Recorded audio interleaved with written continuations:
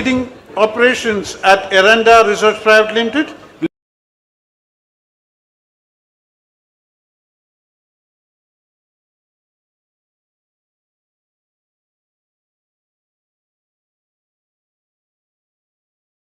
Founder and CEO of MCS Medical Tourism, a Unit Concepts and Solutions LLP. A Unit Concept. Shiv Prasad PV is a highly respected healthcare management professional and a recognized authority in global medical tourism ecosystem. With extensive experience spanning healthcare operations, international patient services, and medical value travel strategy, he has played a pivotal role in shaping structured, ethical, and patient-centric medical tourism frameworks in India. Thank you, Shiv Prasad, for joining us as moderator for this session. So let's get started, and we are looking forward for a very interesting and thrilling session ahead. Thank you, sir.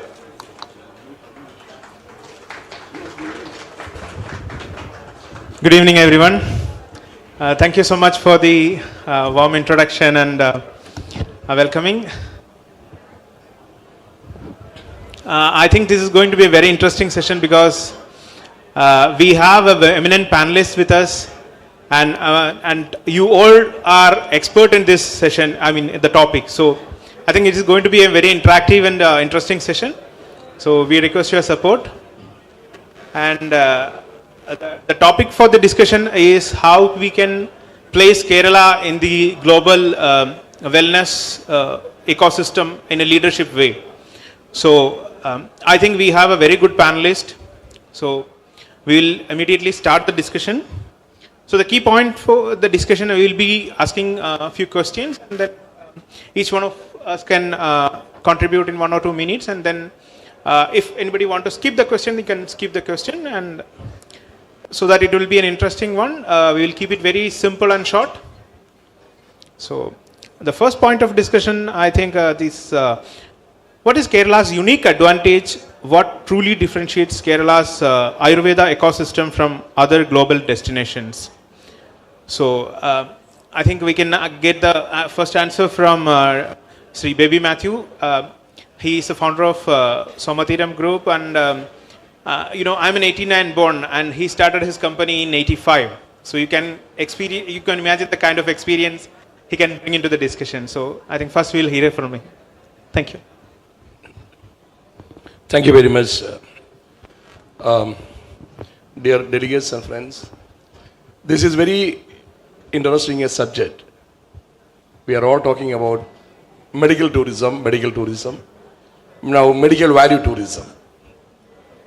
And I think today the subject more concentrating on Ayurveda, medical tourism and Ayurveda.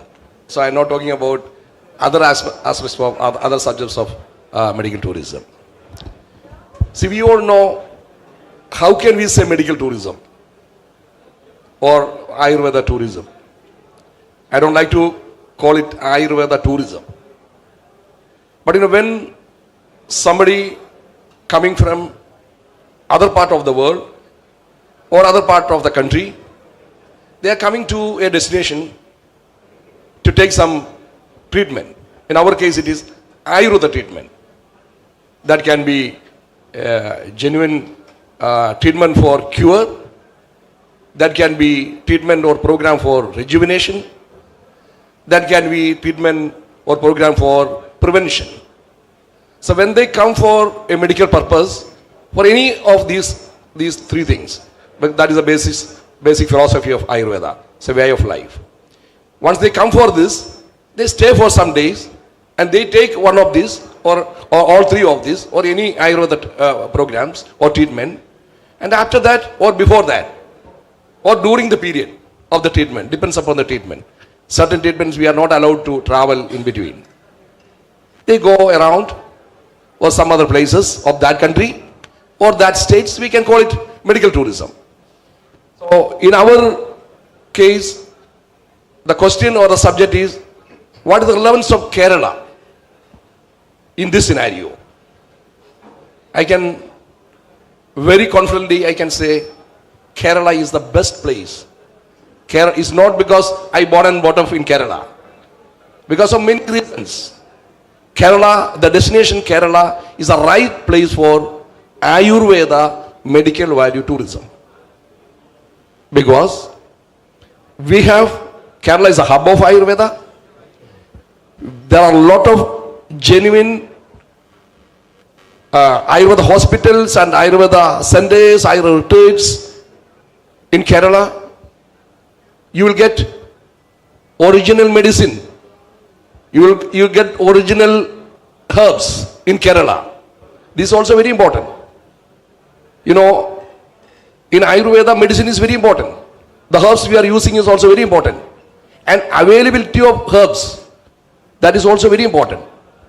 And we have many Ayurveda colleges, many Ayurveda doctors, very good Ayurveda therapists. So in short, Ayurveda itself is very much developed in Kerala, and we can say original or genuine Ayurveda treatment we will get in Kerala.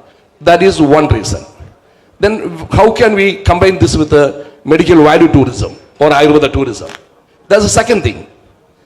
There, Kerala we call God's own country. This was one of the slogan of Kerala tourism. Why we call God's own country? Of course, all countries are beautiful, all destinations are beautiful. But you know, we put this slogan because we have a lot of beautiful places to see in Kerala. You travel, I think most of you are going to travel from north to south the coming days. You can witness, I don't want to say what are the things you are going to see. You are going to see. Please, after seeing these places, you say whether this slogan is correct or not. We have everything. Good climate, different kind of geographical situations, beautiful destinations are there, places are there. So in short, Kerala, Ayurveda is very original. All criteria of Ayurveda is there in Kerala. Then the place Kerala, the destination Kerala is the ideal place for travel and sightseeing. There are a lot of things to see, a lot of things to experience, our culture, our cuisine, a lot of things. That's all for the time being. Thank you very much. Thank you, and let's hear. Thank you so much for your valuable insights, and let's hear from CS Vinod. He's a seasoned travel and tourism professional, so let's hear his perspective. Thank you. The question when we ask what is the uniqueness of Kerala and Ayurveda and difference with other states or other part of the country, I think the first of all we could say Kerala emerged as a hub of medical tourism due to the presence of biodiversity. What we say, the naturally we have the richness of Ayurveda. That is the first and final why we are unique. You will be surprised the growth of Ayurveda medical tourism in Kerala. It is 20 to 25% from the last year to this year. Why? Because of the uniqueness of Ayurveda in this state. In India, the market is usually dominated by Kerala, where the tradition of Ayurveda deeply rooted. It's also a serious point which we have to consider why Kerala is different. Ayurveda, through its natural treatment options by herbal medicines, lifestyle modifications, holistic diets and overall wellness services which it offers in various private and public service providers in the state. So these are the uniqueness which we can consider why Kerala is number one, not only in medical system, in Ayurveda as well. Thank you. Thank you for your inputs. Kartik sir, would you like to add something? Yeah, gladly. See, after having traveled the length and breadth of India, okay, and we've tried as a travel company that we offer different Ayurveda experiences, okay. The Ayurveda we consider is an experience. It should not be just curtailed to a treatment, yeah, but a holistic experience. And most of the tourists that are actually coming into India are looking for an experience as a whole. Because coming to India is not an easy thing for many of them, right? They're coming from far away, a long haul, coming from Europe or United States or anywhere else for that matter, different culture, different things. Now, Kerala I feel, Mr. Baby Matthew rightly said, with the geography and what we have here, in that thin strip of land that is there, which is Kerala, you have the mountains, you have got the seas, and you've got the middle areas which are like very good for Ayurveda, okay, for the body. For different kinds of treatments, different areas are already present, okay. Like say for example, I can't transplant Ayurveda into Rajasthan. You may have a wonderful Vaidya there, but you will not be able to conduct the treatment there, okay. It will not work. In that dry climate, it will just not work. Maybe something, but not everything. Now, and Kerala with its lifestyle, with its food, with culture, with what comes naturally to the people in Kerala, how they are guest friendly, how they see the guest, how they see the Atithi coming here and spending time there, opening their homes, opening their hearts. A lot of experiences are being taken in by the international traveler. And that is where I think Kerala is winning, has won, and till now is number one in that. Because, you know, we've tried the same packages and different things that many places, you know, all the way in Dehradun and Karnataka and different places, everybody offers it, okay. Why is it that these offerings that we have as tour operators don't succeed that well? There must be something, right? And I think, you know, as a human being, I perceive that, you know, the overall experience in Kerala is exemplary.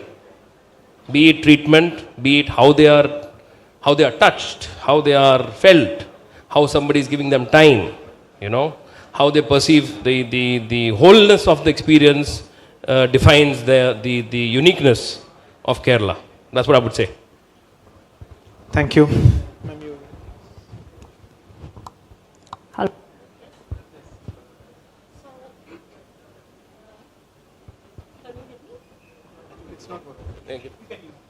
No, because now? Hello? Oh, yes. So, my adventure with Ayurveda started 10 years ago. I am a tour operator from Poland, and I was doing regular tours to Indian subcontinent. And then I thought, when I concentrate on Ayurveda, from the business point of view, I will have repeated clients. And it worked. And then it started purely from business, and now I got really interested in Ayurveda, so I'm trying to send people for Ayurveda treatment. But I don't want to combine treatment with sightseeing. Sightseeing and then treatment, or treatment then sightseeing, because then if you mix things, people would say, oh, Ayurveda is not working, because they don't put attention. And Kerala is unique in a way now. I see that it was the best way promoted. That was the first destination that Europe could learn that there is something like Ayurveda, and it was born here, and there are a lot of places, and the work was really great, and a lot of people know about Kerala, and then there is a word of mouth that there are good places, and the nature and whatever you said before, there are all these positive sides, and then people still stick to Kerala for Ayurveda. Thank you. I think when you say Ayurveda, Kerala is synonym to Ayurveda. Everybody is thinking that you will get best Ayurveda treatments or best Ayurveda wellness experience in Kerala. So that itself acts as a brand for Kerala. And then I think Sir was mentioning about the flora and fauna of Kerala. So that is something which is giving us an edge over the others. So with this, we will move to the next question. From wellness to medical value travel, how can Ayurveda move from a relaxation-oriented image to a medical value travel model? What clinical standards, protocols, and accreditations are essential for global credibility? Maybe, sir. Hello. This question, doctors like Indra Judan and many other Ayurveda doctors are sitting there. Many senior doctors are sitting there. This question itself is a subject for one session. And I think it takes a lot of time to answer this if you deeply go into that. Let me read it once more. from wellness to medical value travel. How can Ayurveda move from a relaxation oriented image to a medical value travel model? What clinical standards, protocols, and accreditations are essential for global credibility? I think you might have covered the subject in the earlier sessions, I don't know. This point itself is very important. First of all, I don't like to call Ayurveda wellness. Because people always think, nowadays, many places, in many seminars, in many talks, many people say, oh, Ayurveda, oh, I am coming for a wellness treatment. Ayurveda is only a massage. In certain countries, in certain places, people think, what is Ayurveda? Oh, Ayurveda massage. People think Ayurveda is only a massage. I don't know how it happened. It happened naturally in many places. It is changing actually. But in many places when we go, especially abroad, and we talk with other people, they say, Ayurveda is a massage and it's only a wellness treatment, a traditional wellness treatment of India, like some program treatments in Thailand and other countries. So here, we have to make a change, at least in our talks, at least in our seminars, in our interactions. Of course, wellness is there in Ayurveda. Wellness is only one part of Ayurveda. I don't want to go deep into that, but I want to repeat what I said before. There are three philosophies in Ayurveda. One is, there are Ayurveda curative programs and treatments for disease. Number one. Number two, there are preventive programs and treatments for prevention of disease. Number three, rejuvenation programs and treatments. That is for rejuvenation of the body. After 40 years, 50 years, 60 years, they can rejuvenate the body. So among them, this rejuvenation and prevention we can call wellness. So what I want to say in short is not just wellness. Ayurveda is a scientifically proved thousands of years, we say 5,000, even 7,000 years old system of Indian medicine. That's why I told today morning, we should not call Ayurveda an alternative medicine. We should not call Ayurveda a traditional system of Indian system of medicine. We should say it is a mainstream medicine. It's a mainstream system of medicine. It's a mainstream system of treatment. So that is the way we have to change from wellness to the real Ayurveda. This is one point I want to say. The second point, accreditation, credibility, other things, I can just briefly say, otherwise it will take a lot of time. So this is the area I think we have to concentrate.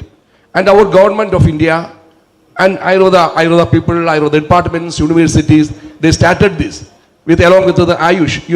We have the ministry, Ayush ministry. After Ayush ministry formed, now we have in 32 countries, now it may be more than that, there are chapters of Ayurveda.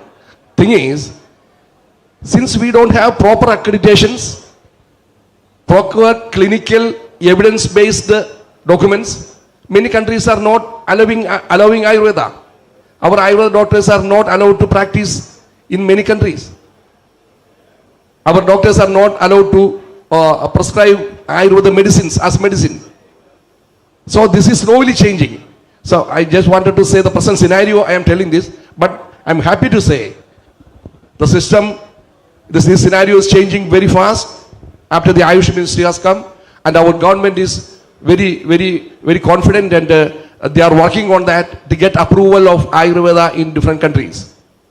So for that, we need clinical based evidences, documentation. Evidences are there actually. Am I right, doctor? Things are there, but the thing is, it is not being properly documented, or it is not being communicated properly. We didn't get enough approvals from other countries. There's a process. We have to work for that. It's a process.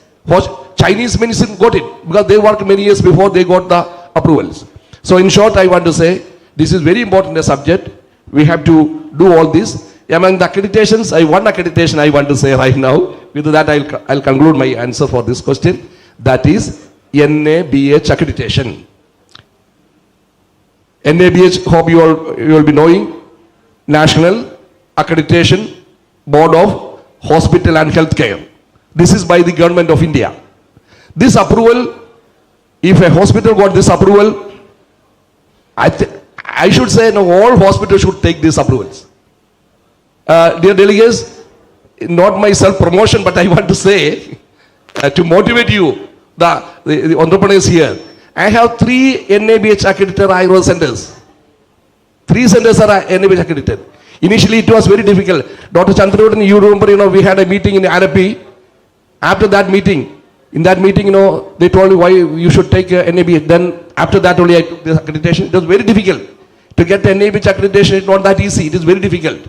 That is one accreditation I want to say we all should follow that. We should try to get it, though it is difficult. If we get that approval, that accreditation, our doctors will be confident, the management will be confident, the therapists will be confident, because the system, everything is in order, in systematic, everything is documented. This is the one accreditation I want to say right now. Thank you very much. Thank you, sir. Vinod sir, your inputs, please. Ayurveda's image as a relaxation or wellness image, that is true. It is existing. I'm looking back to mid of 80s when we started integrated Ayurveda in tourism. Ayurveda is existing thousands of years before, but we started or implemented successfully, availed for international guests or tourism sector. It is the mid of 80s. That time, we were looking to the system, how we are going to introduce this one as a value added. That time, this word, medical value, travel or tourism, that we never discussed about this, but it was slowly, it's emerged in tourism. So we put some words which will be suitable. At that time, there was a lot of people discuss why we are calling it like that. Body purification therapy, an example.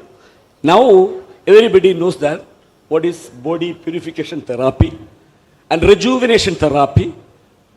These are the words from Ayurveda. So earlier we had some words in Sanskrit. They are calling it Panchakarma, Nasya. Such way we were using this one. But when we came to the tourism scenario, when we bring to the tourism sector, we were forced to bring some words like that. It was just a beginning.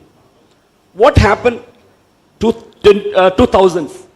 From 2000 and mid of 2000s, we went beyond that. Now that time we started to promote, especially for specific treatment names we were using, especially psoriasis is an example, that we started to promote in the mid of 2000s. So slowly we went to the further fibromyalgia. We started in 2001, we started like that, fibromyalgia. So slowly we brought it, but still was the image of relaxation in the air. But I believe that now there are a good number of travelers, they are coming specifically for treatment purpose. Not only the image, earlier image of relaxation or wellness, it is slowly changed and changing. That is my point. Thank you, sir. So let me add a little more to this. Yeah, one of the first phone calls in my early career, which I attended, one guy said, "Do you do massages?" And I said, "We don't." Well, so I think it's time that, and one of the panelists earlier was talking about that we stand true to our values, okay? We tell people what we are doing, okay? And how we are doing it. and stand by our names, how we call our treatments, how the treatment proceeds. So there's a standardization, and many people in the trade, many people who have been running very successful centers have been doing standardization there, making, having training programs for their masseurs, so that it is all standardized, you know. And also, there was another thing in my career that has been always how we differentiated from the so-called centers to real centers, okay? It was very, very difficult. So in the beginning, we decided, okay, fine, which are the centers which are going to offer 2 treatments a day, okay?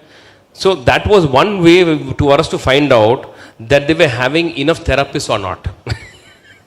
So we asked the center, oh, are you doing 2 treatments a day or are you doing 1 treatment a day? The moment the center said we are doing 1 treatment because people want to go out for sightseeing, we said this fellow is not serious.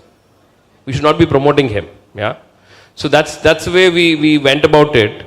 And further we realized from that and from many other things that that was the way we were going to stand out into the market. And today, as Vinod very clearly stated, people are very discerning. They're checking these things online. They're able to find out there are rating systems in Google and everywhere else, right? Which is very much open to them. And all they have to do is like look around and see which is successful in it. Okay, you can do marketing, but marketing is not going to get you anywhere. Marketing will be a short-term thing. Now we need to pass the values that we have in our treatment systems. Now again, as Vinod said, wellness, let us jettison ourselves from words like wellness, spa and all these kind of things, because these are not defining what we are doing. See, Mr. Wave Matthew is doing something much more than that. Yeah? And many other colleagues here are delivering much more exemplary stuff. And the doctors which are available at the centers are unbelievable in that way. Okay? So that being said, we should jettison ourselves from whatever terminology that we are trying to box ourselves into. I would say we should develop something for ourselves which is Indian, which is probably even you may have a Malayalam word for it, but let us get to that, and that is going to be standing out in the long run, and that will win us the trust of many more millions of people who now believe in this system. Thank you, sir. Ma'am, you would like to add something? Working, yes. So a lot of people are coming for wellness, and then they realize, oh, I have problem in my leg, in my head, here and there, and then they also realize that it can be cured with Ayurveda. So from wellness to treating illness. But my observation is that a lot of Ayurveda centers, they just follow the what the guests want. They are bending the protocols, like, for example, in some places there will be no snehapana because center said, oh, they are paying so much money, they would ask, what for I pay if I drink a little bit of ghee? Full day, nothing else is happening. So this is just the bending the rules to attract the guests or the food. In many places, too much food. Yes, because they are used to it and they like it. No patient in Western hospital would question what is being done to them, what medicines they have to take and what treatment they have to go. But with Ayurveda it's a little different because you want to attract the people more to get better opinion and getting more clients in future, and they are not very much aware what the real Ayurveda treatment is or should be. People may think, oh, the more treatments, the better. How much one single body can stand in a day, yes? So there are rules and principles, and in many places it's banned. And because it was wellness or illness, yes? So, and more people in the West are coming here to treat serious things because they stopped believing in Western medicine. Because the trend in Europe that I know is that the big pharma is ruling, that the Western medicine is looking only treating the symptoms, and Ayurveda is trying to go to the root cause and remove this problem forever. So, accredited or not accredited, people simply believe that it will be better. It will be better than the Western medicine, and they are seeking help in Ayurveda centers. Thank you so much. So the takeaway is, as a hospitals, we should stick to our protocols, stick to our principles, and at the same time, we should be able to, follow the best scientific models, so that we can scientifically validate our actions. And so I was talking about NABH accreditation. So I have a request to all the travel agencies or tour companies here.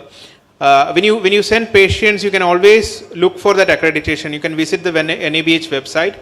You can see the list of hospitals. Now they have updated the portal. You can even sort it by locations. So when you are sending a patient to Kerala, you can find the list of hospitals who are NABH accredited. So that gives a minimum credibility about that center. So you can always look that as a reference point. And another important factor is that next day onwards you will be going to different hospitals, and please don't focus only on the wellness. Of course, you can promote wellness, but at the same time, please focus on the treatment aspect of Ayurveda, the curative Ayurveda part. Thank you. And we'll move to the next topic for the discussion. How can we integrate with modern medicine? How can Ayurveda and modern medicine collaborate to improve outcomes? So I'll start with Baby sir. Thank you. I think this is also a more scientific subject, because where we can integrate, for which disease we can integrate with other systems of medicines, for which treatments. This is more scientific, but because it is scientific, I wanted to make it very simple with an example. I don't want to go very deep into that. See, there was 3 years before, there was a oncology summit, international oncology summit in my place. But the subject was not Ayurveda, it was allopathy. Only because of some reasons, I gave this my place for this summit. But in that summit, I told the organizers, next year when you do the summit, you should include one session on Ayurveda. They agreed. And 2 years before, they added one subject, one session on Ayurveda. What are the Ayurveda treatments for cancer, cure, or oncology treatments? And dear delegates and friends, before starting that conference, the head of the Department of Oncology of Mayo Clinic, USA, she came and stayed in Somadhiram for 14 days. Her husband is also a doctor there in Mayo Clinic. He also stayed there. And they added this subject. And after the session, I don't know, all Malayalis know, Dr. MV Pillai. If you search, you can find out Dr. MV Pillai. He is also in America, a Malayali, a very well-known doctor, very senior doctor. Most of our chief ministers are going for treatment through him or to his hospitals. He also came for Ayurveda treatment. And in that seminar, he personally declared, he told, he's a very senior allopathic English medicine doctor. He told, even these Mayo Clinic doctors also told, it is high time we have to integrate Ayurveda into allopathic medicines. There are treatments there are many treatments in Ayurveda for certain diseases which allopathy don't have. This is what in short I want to say. I'm not going deep into that. We don't have that much time for that. So in short, definitely it is high time we have to do integration of Ayurveda and allopathy in certain treatments. Depends upon the treatments. Thank you very much. Vinod sir. Here again, we are talking about modern medicine and integration of Ayurveda. we have a differentiation opinion from the modern medicine. They are completely rejecting and completely against to practice Ayurveda. And it is surprisingly, they are also using many of Ayurveda products in their day-to-day life. This is very simple. But in public, they will talk against Ayurveda. But I find in Germany, I know that there are many modern medicine doctors, German modern medicine doctors, using Ayurveda medicines for their patients. They were here in India and studied Ayurveda and they are practicing, but they are very happy. Last time in Berlin, I was attending an international Ayurveda seminar. These doctors were talking about Ayurveda and the success of Ayurveda in their practice. But here in India, the modern medicine lobby, the giant mafia, I have to say this, this is not only in India, the medical mafia. They are rejecting such supplementary or such kind of medicine or medicinal holistic treatments. They are completely blindly rejecting. How we can integrate? So that we need more education for these educated people, how to change their mindset and accept these supplementary, complementary medicines or herbal medicines in their system as well. Thank you. Karthik sir, you would like to add something? Yeah, I would say that, the chemical mafia is everywhere. Yeah, be it India or Germany or any place for that matter. And they are actually outrightly saying this is all hocus pocus, this is of no use, nothing works. Okay?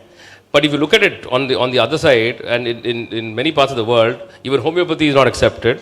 But of course, I agree there's no evidence to it. So we go from the evidence-based stuff. Now, I think we should stop trying to get into the boat where we are trying to give evidence for many things. Okay?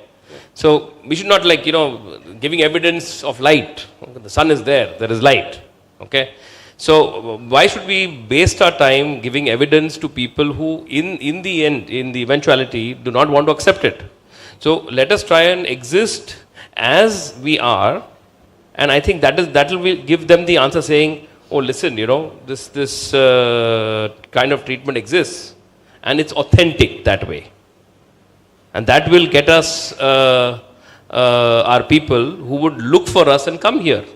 We should not waste time saying this molecule is working. Of course they're using the same molecules, right? They will use the same molecule from turmeric and then put it in even medicine that is given to pets. Okay, you realize that when I have dogs and much of the medicine that I give them is turmeric based, then you realize that you could have made this in your kitchen, right? And the same thing will be taken as a molecule and given to you as a very costly medicine for your dog who is apparently having arthritis. Now the same applies to even humans. They want you to just buy the molecule, and it's very expensive, and for so many years they can charge you a premium for it. So when we go from there and then we stand our ground, then we will have the people who will be accepting it. And we need to just go on doing that and believing in it. Yeah. Thank you. Ma'am, you would like to add something? Yes. So I would say that the Western medical system may reject Ayurveda, but many Western medical practitioners strongly believe and they come for treatment. And more doctors are coming from the different fields, and then maybe they will just smuggle some Ayurveda ideas to their own practice because they know, they experience themselves that it can work. But I also notice, I'm not sure if it's true, but Ayurveda is slightly following Western medical system in the pharmacy. There are more and more companies that are making Ayurvedic medicines, and more doctors are prescribing them. And when I see the patients, clients, when they are discharged from Ayurveda centers, They get big piles for hundreds of euros, different kind of medicines that they should follow eating when they go back home. I'm not sure whether this is the traditional way or this is like following the Western style. Thank you. I think if you consider 150 years back, modern medicine, the so-called allopathy treatments, now we call it modern medicine, but it's actually allopathy treatments. They were they are not even up to the mark what Ayurveda is having now. They invested a lot in themselves. They did a lot of scientific studies, and they came out with evidences, and they proved themselves. So I think it's high time for Ayurveda people to do your work, do your research, find evidences, show to the world that you are capable of doing it. And then I think over a period of 10 or 15 years, we will have a lot more scientific evidences, because now we are in a world where everything is need to be scientifically validated, because we are moving away from the traditional cash system to cashless insurance systems and all. So when they have to make the payment to the hospital, they always go for this scientific validations. So I think as a system, if we want to continue, we need to be scientifically validated, and we need to put more effort into that. So I think that has to come from Ayurveda fraternity itself. And I think that is something which is lacking now. And I'm not asking you to follow the modern medicine way. You need to find your own research methodologies to prove you are right. So that is something, a suggestion or request from my side. Thank you. And with this, can we move on to the another topic of discussion? I think we will conclude this session with this one question. Yeah. So I think what kind of policy interventions can accelerate Ayurveda medical tourism growth? How can Kerala grow without compromising classical traditions and ecology? So I think we'll get the answers from Baby Matthew sir first. Yeah. What policy interventions can accelerate Ayurveda medical tourism growth? How can Kerala grow without compromising classical traditions and ecology? Yeah, this is true. Okay. I think this is also very important, along with the growth of Ayurveda. I think to a certain extent, dilution of Ayurveda is also happening.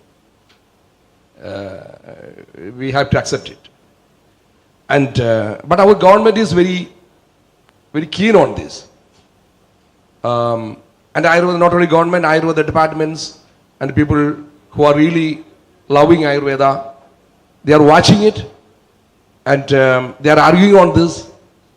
But it is true, to a certain extent, Ayurveda is being diluted because of this policy, non-availability of policy or non-implementation of policies. According to our laws, Ayurveda treatment can be done only by Ayurveda doctors.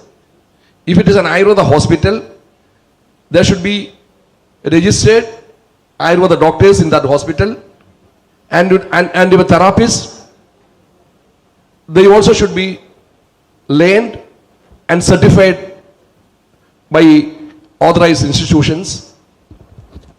This is the law. So what I want to say is, government should, or the authorities should implement this law very strictly. They should watch what is happening in the name of Ayurveda. If many centers are coming saying Ayurveda, Ayurveda, Ayurveda, what they are doing exactly, that's the only way to stop it. Yes. So it is, I think, our government is very keen on this. I'm not just saying that it is growing like that, but we should concentrate, or we should give little more importance on this aspect of genuine Ayurveda centers, also Ayurveda medicines. This is also very important. Lot of research is going on in Ayurveda medicines. Lot of discussions are going on Ayurveda medicines. Ayurveda medicines are also very important, genuine medicine. This is also very important. For that also, clear rules and regulations are there in Kerala, in India. But maybe in some places that may not be following properly. That's the only thing. So in short, we should insist on such Ayurveda hospitals, Ayurveda treatments, doctors' registrations, and even Ayurveda medicines, even Ayurveda food supplements, everything. We should get a license, then only we can do that. Nobody can just produce a medicine. Nobody can just make a food supplement. Even cosmetics also. Specification is there. Then only they are supposed to do. So it is there actually. We should concentrate more implementation on that laws. That's all. Vinod sir, your views? In my view, last 10 years, if you look back, both state and central government are taking a serious concern and serious steps on this issue. And they have implemented Ayush, separate Ayush department. And the Kerala government has continuously worked since last 1 decade towards improving and the quality controlling, developing and promotional traditional Ayurveda system and polishing. So this is happening in one side. That's why this NIH accreditation, and of course it is a stringent situation. They have to follow certain rules. It's not so easy to get who all are following these rules and regulation, and they are getting this accreditation. So I think it is on the way. We have to improve a little bit more and faster. That is my point. Thank you. Karthik sir, you would like to add something? Yeah, so 2 points which Mr. Baby Matthew and Vinod mentioned were very correct with that. Accreditations, NABH, and the doctors are very controlled, so we know that they have the experience. We need therapists which are also checked, that they are certified. That's very important. Now, what the government can do from their side is, see, many of the things, even in India now, many insurance companies are giving you products which are allowing you alternate system of medicine as treatment, okay? But as of now, many private insurance companies in Europe are allowing that also. Now, we've got enough companies in India, insurance companies in India, like Bajaj is working with Allianz, HDFC is working with Ergo. These are all European companies, okay? And I think it's high time that the government says, listen, if you want to earn a piece of India, of the Indian rupee, and have insurance premiums, accept that Ayurveda will be a part of the system with which client of yours sitting in faraway Berlin or Frankfurt or Prague should be able to get treatment from his insurance. Right? These are very, very important things. These are, see, we sign free trade agreements not for the heck of it, right? These are things that we need to ask. We don't need just access for the doctor.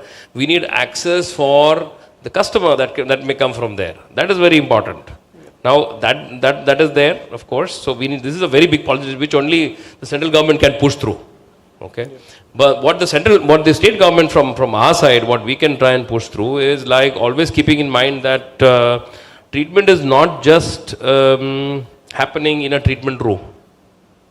And all of our centers that we have here, different centers in parts of Kerala and all that, it's the place that they stay in, the kind of environment around that, or say for example, the beach that they're going to walk up to. All these things, the air that they breathe, the noise, the silence, everything is going to add on to the wholesome experience that they are coming for. And the moment when we think of that, then we have a long list that we can work on. I think that tells us, that we need to see where in what places we are lacking. So we've got wonderful things, but we need to act on certain very small things which the customers come back after booking a holiday and say, oh, there was so much of noise around that place, you know, it's very difficult for me to stay there for 3 weeks. Because there is something called a Frankfurter Tabelle with which they can just knock off 20% of your of your payment. And I've had to, many times in different parts of the world, I've had to really pay up for it, you know. So these are things that that the policy decision can look into it and then make changes how we deliver the things. Thank you. Ma'am, would you like to add something? Mr. Baby, did you ever have foreign client that insurance company paid for his stay, or it never happened so far? But it happens for the serious medical treatment? Or, okay. From which countries? From Russia. Okay. So I agree with you that it has to be organized, and the doctors must be registered and everything. And of course it will be like in other places that the senior doctors will work in 5 different places to give the name for registration. But then there is also the other side. What about these old, very well experienced Vaidyas that sit in the corner of the village and they have hundreds of clients, patients, and they are extremely effective? Are they now recognized by the government, or they are doing the work in black? How it is in Kerala? No, I think no Vaidya in Kerala is unaccounted for. He would have had the treatment, and he would have had his accreditation. He would have got a BMS degree or MD or whatever is demanded by the government here. He would have it. Without that, he cannot just be practicing. Nobody on the road is going to sit down and say, I'm a Vaidya, come and get medicine from me. It doesn't happen. We are not 500 years, it happened probably 500 years before, but even before 500 years, there was a Gurukula system of study. Yes. And today, of course, it doesn't happen. Okay. Thank you. I think there are two. Sure. Dr. Chandra Jodanji, after this, you know, I think if you can intervene in this subject, you know, this is Vaidyas. There are some, sorry. Dr. Indrajudan. Sorry, Indrajudan. I added G because of you are a senior doctor. Okay. So sorry. So this is for the information of the foreign delegates. You know, we have for Ayurveda medicine manufacturing, Ayurveda food supplements manufacturing. We have in India, we have a license called, like the NABH is for the hospitals. Like that for manufacturing, GMPH, good manufacturing practice. There is a license like that. They only can manufacture and sell Ayurveda medicines and Ayurveda food supplements. So this I'm telling for your informations. This all in Kerala, you can find all these NABH and the GmbH manufacturing, Ayurveda medicine manufacturing units in many in Kerala, hospitals, NABH, accredited hospitals in Kerala. Sometimes you will be seeing this more only in Kerala.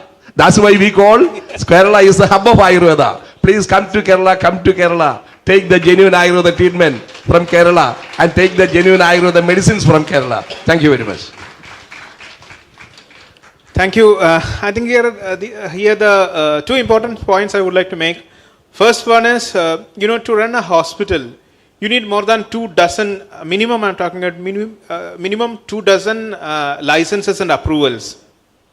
But still, if you just Google, if you take your mobile phone and Google the word Ayurveda, you will find 90% of the centers who have nothing to do with Ayurveda. It could be either a spa or some sex massage centers. But they also use the word Ayurveda. It doesn't happen with modern medicine. If you Google an ENT hospital or an ENT clinic, you will not even find another specialty listed as ENT hospital. They don't allow that. The IMA and all the regulators come into place and they fight against that. But it is not happening in Ayurveda. So I think it's high time to government and the industry associations and hospitals as a whole, we need to act on that. And the word Ayurveda need to be protected. As he was mentioning, there should be an Ayurveda doctor who's qualified to treat patients in the Ayurveda system itself. And there should be a therapist or a pharmacist who's trained to do that.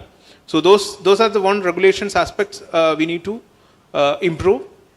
And the second aspect, as I mentioned earlier, whenever you are referring to a hospital, you check the credibility. And if you don't have an access to check the credibility, the immediate or the easiest way is the NABH.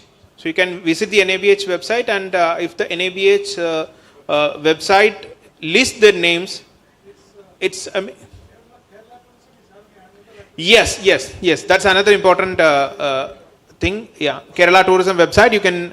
You can find the accredited hospitals, Ayurveda service providers. So that is another good reference point. Thank you for adding that. So if you don't have any other questions, we can conclude. Or if anybody want to add some points, we can do that as well. I think Dr. Indrajudan want to add something. Yeah, please.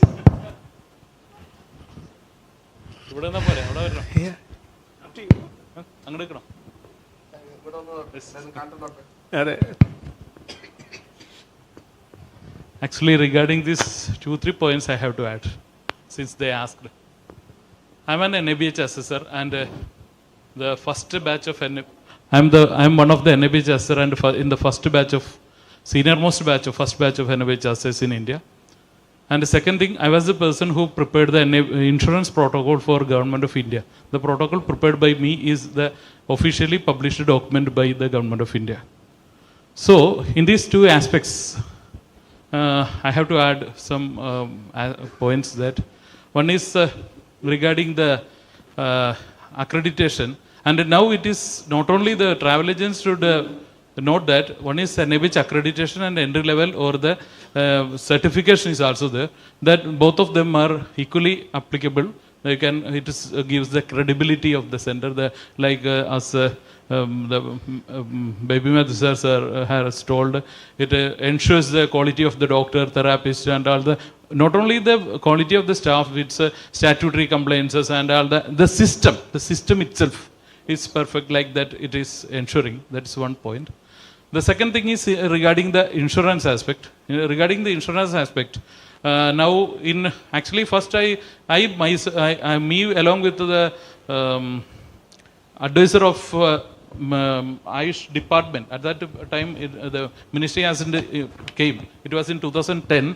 Me and Ayush advisor Janardhan S.K. Sharma and Janardhan Pandey has represented the Government of India officially in the General Insurance Council and presented my protocol. And after that, the government has taken a decision to start insurance coverage for Ayurvedic treatments. But it was at that period, it was with a limited coverage. They asked to start by the standalone companies, that is companies offering only health insurance. But then star-like companies came forward, but there was several conditions like only 25% or like that. Then we met, fortunately in 2014, separate ministry came. We again met the minister directly at his home at Goa, and then changed, again called the meeting, and me and Dr. Ramesh in the morning of Kotakila Arisala were the members in that. Then again my protocol has presented, and then it was there was the government representatives, IRDA, Insurance Regulatory Body representatives, and insurance company representatives was there. Then it was unanimously approved, and then it was published. It was available in the domain. It was in 2016 document, and with the rates of 98 therapies. It was prepared by me, and it is also there. And which are the treatments which can give cure in Ayurveda? What is the IP admission criteria to not to misuse? Then second, which are the therapies which can be done in each category of therapies? It does not mean that I have given only this one. What I did is, I included all the therapies which can be done in that disease in different situations. So all are in the approved category list. From that, the doctor can select whichever is suitable in particular this situation. Then the number of days. These are already fixed. And the days also maximum I had given. So below that only it will come 28, 30, 35 like that. Mostly the below that only come. So it is there, and now it is again some activities are going there to this update it. It is also there, and moreover another thing what sometimes you might not have noticed. I think it is in 2024 January or April, another government notification has came. It tells that the insurance coverage which is applicable to the allopathic sector, equal with that, it should be given to Ayurvedic sector also. There is a important circular. So now even the cashless also, the government, these insurance companies is empanelling. It is happening now. So we should be aware, and it can be, we can avail that facility. And as I think Vinodji or someone has told, the most of our, sir, that is, for example, Signa Manipal. Manipal is an Indian company and Signa is an international company. So like that, I think sir has told, yeah. So most of the several companies in insurance companies in India has a international partner also. So if that company can give insurance in India, why can't they give it to an international person in the coming to India for treatment? That point we have to raise now. At this point, we can raise that point, and especially since Indians can practice in Europe with our own degree in Europe. At this point, we can raise that point. Yeah, that will be important because that will move the Ayurvedic treatments from being a luxury product to a more inclusive approach. Yeah. So people, it'll open doors. You know, you'll have people who can afford it and who are actually requiring some relief in their life. Regarding that, sir, each treatment has fixed rates. Also, that is a matter of discussion. We are talking about a broad-based thing, where this, you know, the treatment is possible for them in the first place. Sure. Yeah, so many more can afford it. Sure. Because from the insurance perspective, they are thinking about. I'm just telling one incident. Earlier, once there was a rejection that made a complication. I heard a thing that from this experience that. They had made a document that they did Sirodhara with Kungumadi Taila. So we know this 10 ml will cost 100 or something, 200, 300.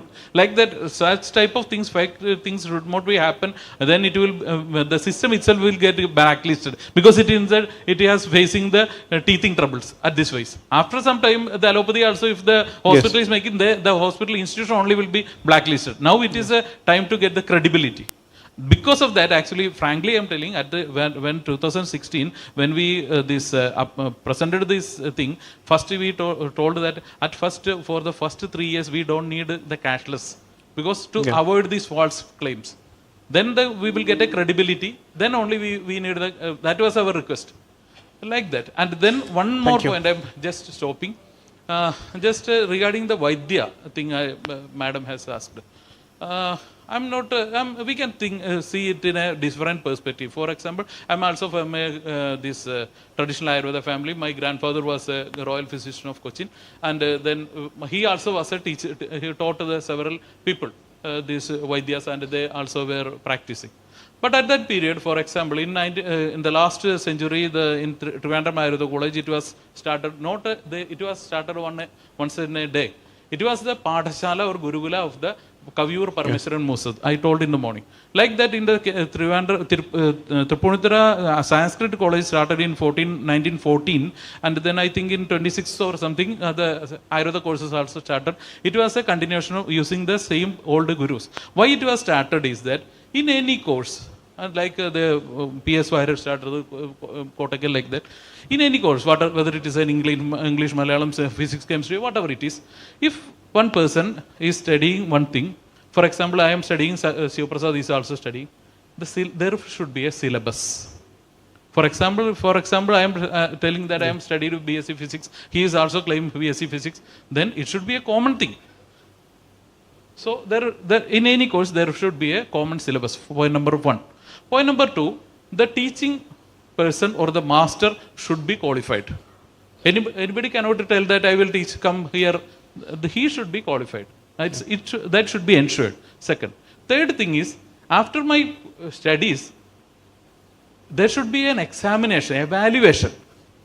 There should be an evaluation method whether I studied or not, or otherwise in the Gurukula system, normally the disciplines are comes to Guru's house and doing the household works also, supporting all the activities. So he spent 10 years with my home. He would just practice. No, it should not be like that. A third person or third body should evaluate that system, any course. Whether it is physics or whatever it is, arts or science or anything, medical course, whatever it is, there should be a syllabus. The teacher should be qualified. It should be ensured that the teacher should be qualified, and there will be an evaluation system by a third party or third body. Because of this, the Ayurveda college system has started. This is happening now, and at the same time, some people are claiming self-claimed doctors, Vaidyas. We don't know whether they studied, whether he studied the original textbook or not, or whether he competent after studying it. So that is why we are telling, please go only to the qualified people. Yes. Thank you. Thank you so much. So in today's discussion, it clearly shows that, yeah. Well, thanks so much. My name is Dr. Sri Kumar. I am a person who has his leg in two boots. I'm a neurologist myself, a modern medicine doctor, and I run an Ayurveda homestead in Calicut. So I was just listening to the conversations here. See, modern medicine views Ayurveda on a different level. And there are a lot of modern medicine practitioners like me who actually trust Ayurveda. When I started Harivihar almost 23 years ago, it was because of the trust in Ayurveda that, and we have got a lot of programs, So, but at the same time, as a modern medicine practitioner, what I would feel is that Ayurveda lacks randomized evidences, and also this evidence-based medicine. These two things Ayurveda specialists should focus, so that they should gather evidences for their treatments. They should do proper research. They should do they should have proper treatment protocols, proper treatment research, and also research documentation, so that, and at the end of the day, it's the numbers which matter. And if you can do that, I don't think any modern medicine doctor would be averse to properly integrating Ayurveda into a larger framework. Actually, I believe in the system of integration. I believe in integration, and we do have programs for Ayurveda neurology integrated in my center. But because of the lack of randomized evidence, we cannot project that. So I think, and also what Marsana said a few minutes ago, she told me that now Ayurveda also is becoming more and more commercialized. More and more medicine is sold. So I think that problem also. Actually, Ayurveda doctors they have to look different. I mean, because they have to be looking like a Vaidya, that would give them a very good branding and very good distinctive look, not the usual kind of modern medicine doctor look, which I would expect from an Ayurveda doctor. That also I want to say. Thank you. Thank you so much. So in today's discussion, it clearly shows that Kerala is uniquely positioned to lead the world in Ayurveda, Ayurveda-based medical value travel by focusing on quality, credibility, integration, skilled human resources, strong branding, and supportive policies. Kerala can transform Ayurveda into a globally trusted medical value travel offering. Let us move from isolated excellence to coordinated ecosystem, from heritage pride to global leadership, and from potential to performance. Thank you, our esteemed panelists and all the delegates. Thank you very much for this opportunity. Hello. Thank you, all the panelists. We had a very active session. We had a very good active panel discussion here today. So, as we move forward, we'll have a quick group photo.